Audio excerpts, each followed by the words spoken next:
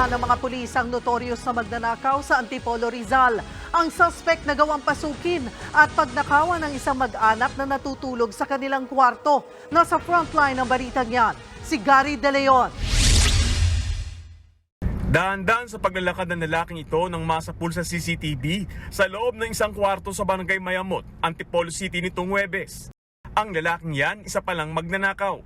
Maingat ang kanyang kilos habang nakatingin sa mga natutulog na mag-asawa at dalawa nilang anak.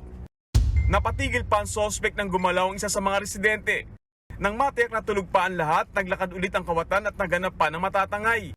Umalis din siya kalaunan, dala ang 2 bag. Laman nito ang wallet, mga alahas, relo, 3 cellphone, 1 laptop at 20,000 pisong cash. Nasa 200,000 pesos ang kabuang halaga ng nanakaw. Huli na ng magising at bumangon ng ama dahil sa iyak ng kanilang kasambahay. At malaman nilang nilooban na pala sila. Sa panayam ng News 5 sa nanay ng babaeng biktima, sinabi niyang nagpapasalamat na lang din sila at walang nagising sa mag-anak. Duda kasi nila armado ang kawatan.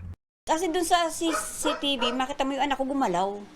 Parang nagising, tapos parang may bubunutin siya. Sa kilos niya, parang tingin namin handa siyang gumawa ng kung ano.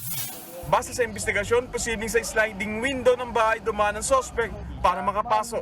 Sa mga bahay kasi ng sliding, may madali silang sungkitin dyan or something na tutusukin o sisirain at madaling mapasok talaga yung mga may sliding doors.